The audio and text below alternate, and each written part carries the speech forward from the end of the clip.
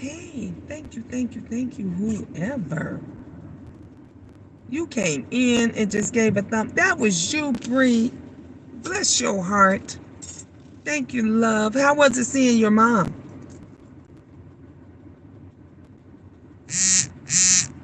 Why are they sitting on a green light? The light is green and nobody's moving.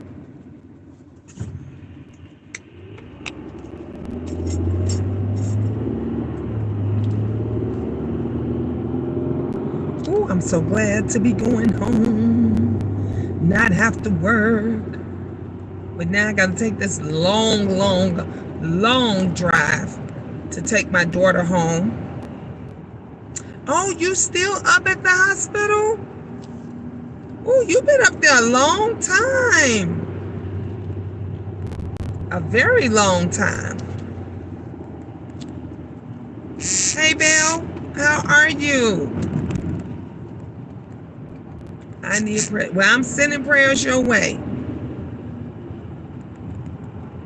Look, I say that's the one thing, we can never have too many prayers. You can never not have enough prayers, honey.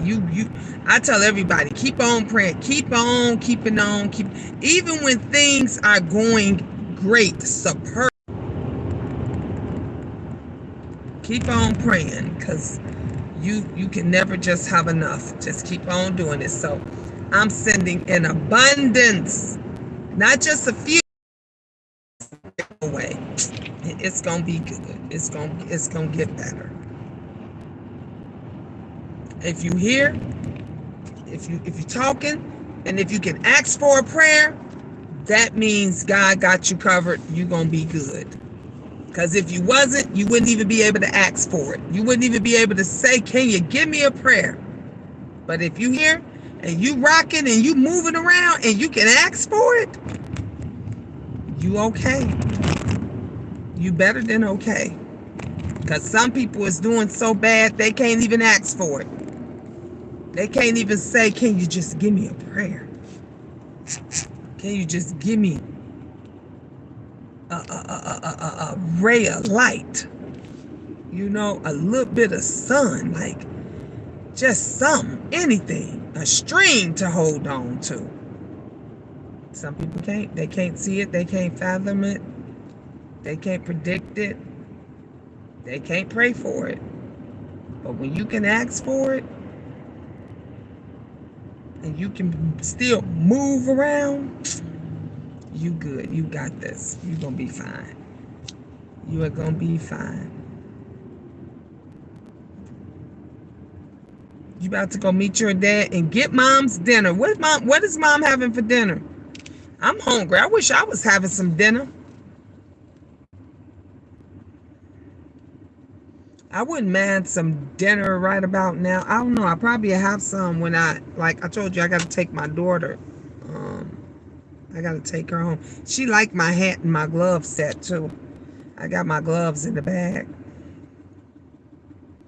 Again, the light is green and everybody just sitting. Like, what in the world? What is going on? Hi, still standing.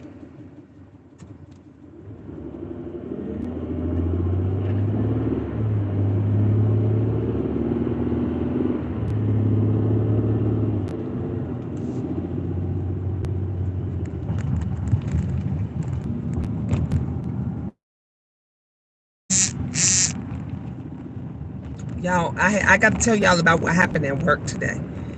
So that's why I was waiting. I was waiting for my family of Queendom, my Queendom family to come on in, because I wanted to tell you guys. I didn't want to have to repeat it, but I wanted to tell you guys what transpired at the gig today.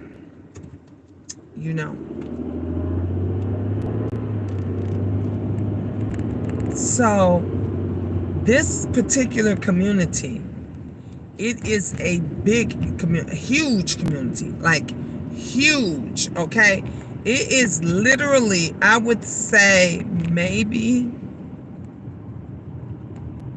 over 700 units, over 800 units. It's a big community. It's a huge community. So you have what you have a compliance department, okay, that handles like renewals and recertifications and stuff. And then you have your manager, you have an assistant, two assistant managers, not one. It's so big, it has to have two assistant managers, okay?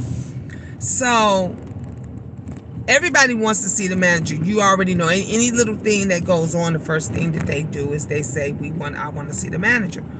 Well, unless it's an extremely emergency or unusual circumstance, you really are supposed to be able to talk to the assistant managers, one of the assistant managers, either or, right? Anything that goes on, unless it's an extreme circumstance, you don't take it to the manager, you take it to one of the two assistant managers. So me, when I always, even with leasing, anything that I do, I always try to split everything up between everybody. So if the first time, let's just say I gave one prospect to one leasing consultant, then when the second prospect come, I'll give that prospect to another, the second consultant or whatever, the third. And the same thing goes for if there's two managers. If there's two assistant managers, you direct one way, and then when the second person come in, you direct that person the other way, unless the second manager is busy, then you send that one back to the other manager, right? So this lady comes in and she says she hadn't heard from her friend in 5 days, and that was not like her friend because they talk every single day. So she came to me and she said, can you tell me if she still lives here? Is she okay? Is she, did she move out? And I said to her, which is my job and which is, by law, I'm sorry, but I can't give you that information. I'm not allowed to give you any information. And that's per federal housing. You can't somebody just can't say, my friend, my brother, even your mother, something's wrong with them and think they can go into the front office and get information. You can't give them any information. So I'm saying to the woman, I can't, I'm sorry, I would love to help you, but I can't give you that information. So she looks over at the door, because the assistant managers, both of their offices is right next to each other. And she looks over at the door, she says, is that the assistant manager? And I said, yeah. And she says, the young girl, right? And I said, yeah. So as she said that the manager was coming out, and the manager was going to help her, but she bypassed her and was walking on in the office. So the manager asked me, she says, Gina, what does she want? And I told her, and I said, I explained to her, I can't give her that information. But she was like, oh, and then she walked back. She was like, oh, well, yeah, well, Stacy will handle it. She got it. And then I said, yeah, she asked about her. So she said, all right, well, she'll handle it. And then the manager, she left out because she had to go take care of some other business. So I'm hearing the lady argue back and forth with the girl, Stacy. They're going back and forth because she's telling her she needs to find out if her friend is okay.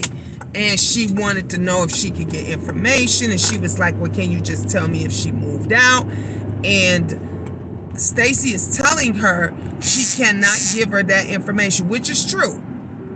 She cannot give her, by law, she cannot give her that information. But it's not always what you say, it's how you say it. When I said it to her with affection, with respect. I said, I'm so sorry. I wish I could give that to you, but I can't give you that information. And that's when she said, okay, is that the assistant manager? I'm going, this girl, no, I can't give you that information. No, I'm not. I can't tell you anything. No. And it was no feeling like this was a senior, this was an older woman. She's asking about another senior. She speaks to her friend every single day, and now she hasn't heard from her in 5 days, and her phone's disconnected, and she don't know what's going on. So she's nervous, she's scared, and she's upset. You don't have to be cold. You just don't. Some people just cold and just lifeless. Like, how could you just be cold and lifeless, to somebody, especially someone that could potentially be your mother? Would you want somebody's mother talking to you like that? I remember when I was in a dollar store, and I told you guys I was at a Dollar Tree, and there was a senior lady there, and she didn't speak English. That her English was very broken, and she couldn't understand it. And the cashier was being really nasty and belligerent with her. And she didn't have enough for all her groceries or whatever, the items that she was buying. And she was telling her, well, just take such and such. And the woman says to her, the cashier says to her, well, that's why I asked you in the first place. That's why I asked you in the first place how much it was, how much money did you have? And she's talking to, I'm in another line, and my son was with me, and and I think Angel was with me too. Yeah, Angel was with us too. And we're all in this and we're listening to this cashier talk to this scene, and the woman's like, I'm trying, and she's telling her she's trying to get her money out and all, and she, ma'am, I got a line here, ma'am. I said, so I took all I could take, you guys. I took all I could take, and I said, she say one more and I said it loud because I wanted her ass to hear me. I said, if she say one more disrespectful thing to that mother, I'm gonna curse her motherfucking ass out. I said it just like that. So then that's when people change their tone. You notice they change their tone. I said, I don't give a fuck about you got a line. That's a senior. You're gonna be that age one day. Your mother is gonna be that age one day. You just talk to old people any kind of way. The woman's trying to get her money together. She's trying to get her thoughts together.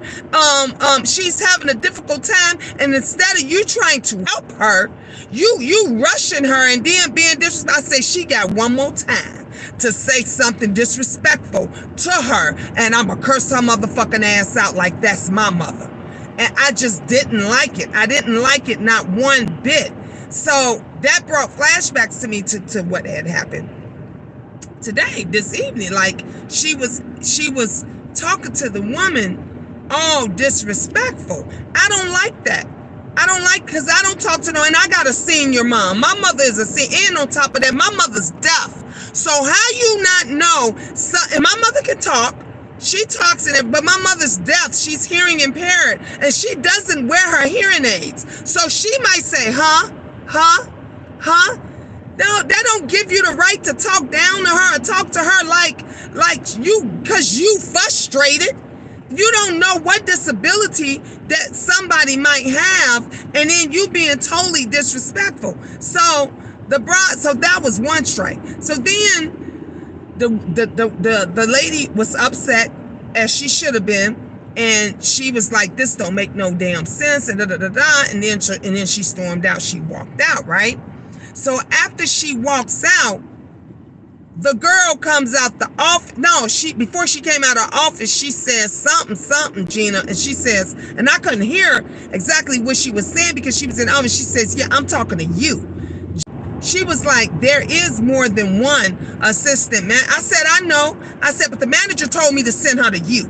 And that's what I did. And she was like, but well, I'm not the only one. I said, well, don't take that shit up with me. Take it up with your boss. That's what I said. Take it up with your boss. Because none of them my boss. I don't work for y'all. I work for a whole different company. I'm here helping you guys out. You're not going to talk to me no any kind of way. I said, take that up with your boss. So then she said, I said, I don't care what you're saying. So then the other manager the other assistant manager came and which I've been knowing her for years. We go way back. She says, Gina, what's wrong? Is everything okay? I said, yeah, she going off on me because I sent the lady to her. I said, but the manager said to send her to her. And that's what I did. So she got an attitude. Don't bark at me, because bitch, I'll bark back. Okay? Don't think you're gonna just talk to me any kind of way because you don't want to do your job. You picked the assistant manager's position. See, that's one of the let me tell you something. I get paid more than assistant managers. That's why I never take that job, that position. You guys will never hear Miss Gina saying she taking an assistant manager position. I already get paid more than them, and they go through too much shit. They have to deal with too much stress. They got to deal with too much stress and too much shit to only get paid $18, $19 an hour. I make more than that, honey. I won't take your job. But your boss said for me to send the woman to you. That's what the fuck I did, bitch. Don't come to me. Don't come at me. Don't come at me. So but I didn't put it that way. You know, I put it in a professional way because I'm at work and I'm professional. They'll never go back. They'll never go. Yeah, they want my title. They'll never go back and tell and say Miss Gina said something or did. No, I know how to handle. I'm always professional, right? And let me tell you, still standing. When the manager came back from going to run her errands, and she went in her office, I got right up from my desk and I walked back there and I said, can I talk to you for a minute? She said, sure, Gina. And I closed the door. And when I closed, I said, I just want to say to you that you told me that if anybody comes in here and if it's not an emergency or extremely important, to send it to direct the residents to one of the assistant managers. And if the assistant managers can't handle the situation, they will come and get you. I said, well, you remember when that lady was coming in? She said, yeah, I was going to help the lady, but the lady, circled around me and went to the other. I said, exactly. I said, and then you asked me what she wanted, and I told you, and you said, oh, yeah, Stacy can handle that. She said, yeah, I remember that. I said, well, Stacy got pissed off because she didn't want to handle that, and she was mad because I didn't send her to the other assistant manager. So she had a problem with that. She said, well, Gina, why does it matter which one you send it to? That's their job. I said, my point exactly. I said, well, she called herself snapping on me. She said, what? I said, she called herself snapping on me, and I don't appreciate that. I said, because whatever you guys tell me to do, I do it, and I do it with a smile. She said, yes, you do. She said, even though we can't always see you smile behind the mask, but you do whatever we ask, and you do it with a smile and with respect. I said, well, she called herself snapping on me, and when you came in and saw the crowd, I'm trying to handle everybody, and I couldn't handle everybody because she was in her feelings and she didn't want to come out and help me. I said, but I don't have a problem with that because I can handle a crowd. What I have a problem with is, don't think you're going to come down and come out of your office and talk down to me or disrespect me because you didn't want to do your job. That's what I got a problem with. You know what she said? She says,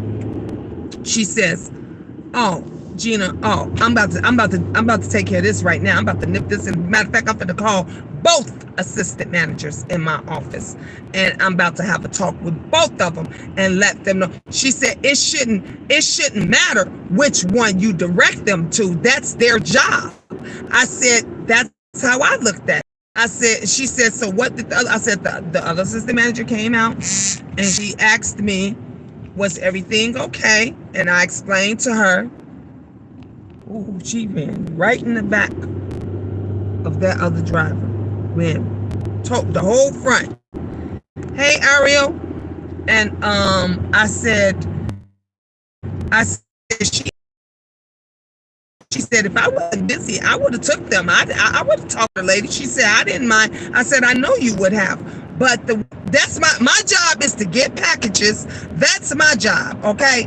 My job is not to handle situations. That's what you signed up for. And now, because you don't want to deal with these people and her job is getting to be a little bit too much for her, you want to catch an attitude because you didn't want to take that other person. That's what we not gonna do. Cause don't let the niceness fool you just because Miss Gina comes and do her job, and I do it with a smile, and I'm respectful, and I'm nice to everybody, and you don't never see me upset. Don't think I won't curse your ass out for being disrespectful. And I said this to the other assistant manager. I said, she got me messed up, because if you bark at me, I bark back at your ass, and you ain't gonna like my bark, because I'm gonna bite you. Don't look. Do you do your job? I'm gonna do my job. But what you not gonna do is disrespect me. That's what we not gonna do. We not gonna do that. We not gonna do, especially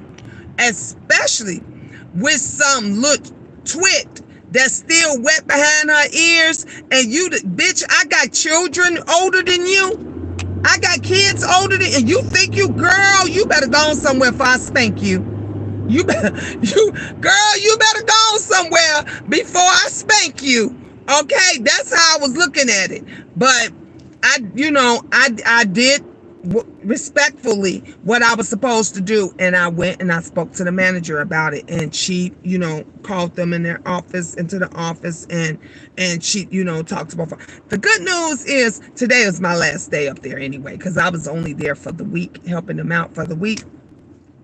Unless they call and ask for me to come back next week. I don't know. But, and the other good thing is if I get hired for that new position, I don't know if I told y'all about, I was offered a new position as resident coordinator. So if I get that position as resident coordinator, and I would love to do that. Then ain't nobody over me. I'm not working with only people that I'm working with is the residents. That's all I'm working with. I'm doing stuff. Those residents that can't pay their rent, I'm giving them the information and the help to help them pay their rent.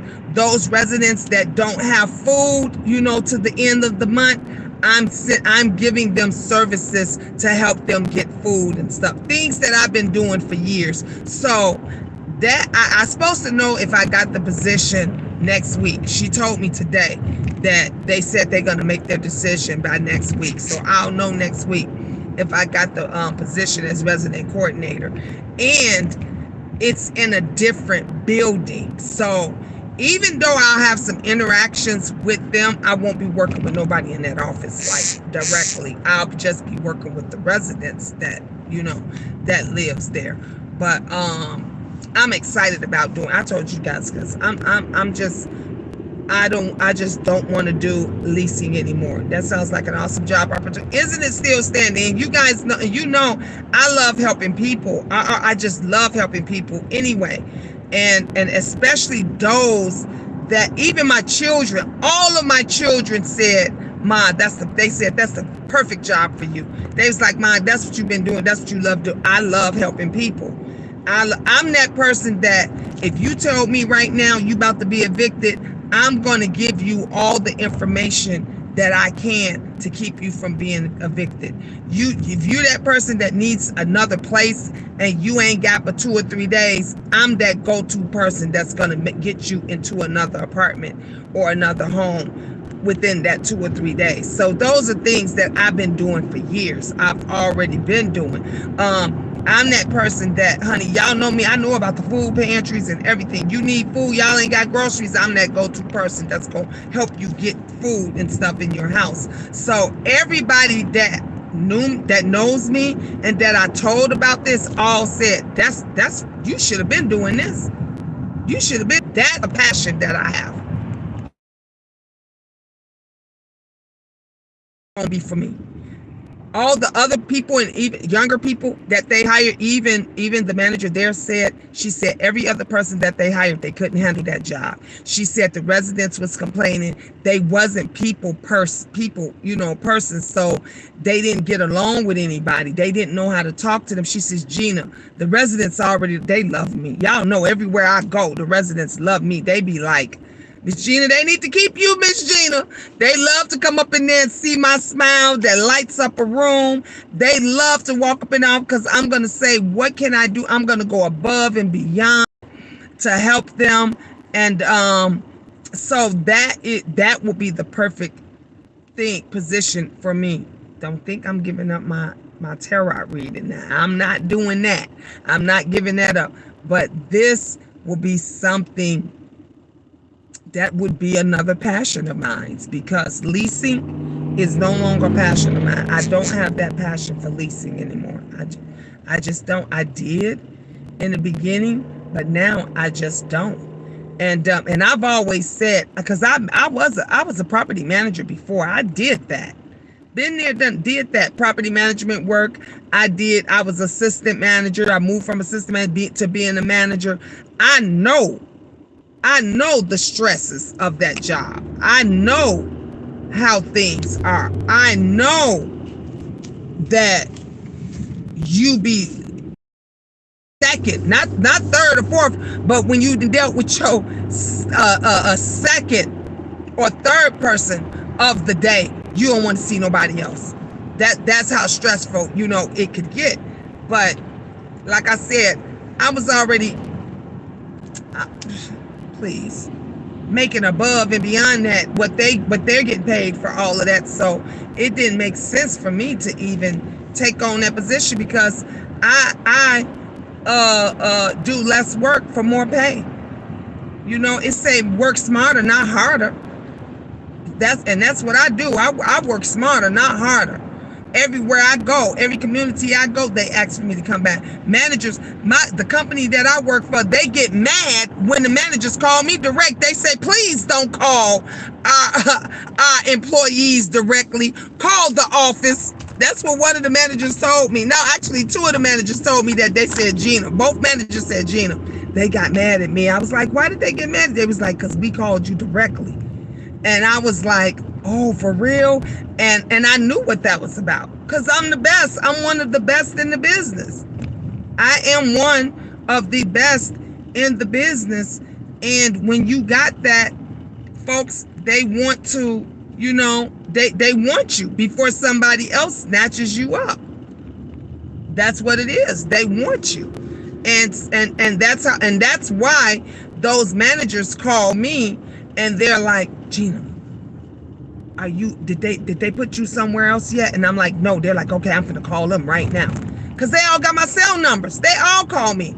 I've worked at some of the most prestigious communities, and they ask for me every single day. And I've worked in some hole in the walls, and I've worked in some dumps. I've worked in some places where there have been the best managers ever, and I've worked in places where the managers been shitty, and same with the leasing agents and assistant manager. And even maintenance have always been cool. I've never ever worked at a community where I had issues or any major issues with maintenance, besides that one time when the assistant manager told me to CC her and the manager on it, and she knew what she was doing. She did that on purpose to keep up some issues, and she wasn't woman enough to tell the maintenance supervisor that she told me to do that. And so he thought I was throwing him under the bus, which I wasn't. I was doing what she told me to do. And then the manager made her tell the truth. Now that's fucked up, when your manager got to go and tell that man the truth, because he think Gina did and Gina didn't do. Because one thing I'm not a tattletale, and like I said, if you don't fuck with me, I won't fuck with you. If you stay cool with me, I'ma stay cool with you. You do your job, because I'm gonna do my job. And at 6:00, we can all fucking go home. That's it. So, but yeah, I had to let her know. So the rest of the evening, I think everything went down about 4:00. About 4:00, everything went down. And the rest of the evening, she was looking all stupid and stuff. But she knew. People know what to do and what not to do, you know. So she knew not to go there. She knew what I wasn't playing with that broad. I was not going to be playing with her. Well, anyway, you guys, I am back home. I got to find out what time I got to drop my daughter off. I got to drop her off at home. And then it's Friday night, so y'all already know we are going to do free tarot. Free tarot. We going to do free tarot. And if we get enough people and y'all be good, I may do more than 5. I just feel good. I just feel energy. I just feel amazing right now. I ain't stressed. I'm good. I'm good. All right. I see you guys. 17 people in the house and only 9 thumbs up. Thank you to the 9 of you that listened and that thumbed up my video. Thank you. I appreciate you. And I hope you guys come back this evening because we're going to have a great old time. I'm going to even bust open a bottle of my wine. Well, you 11 people now. Thank you. God bless you. All right, you guys. Ta-ta for now.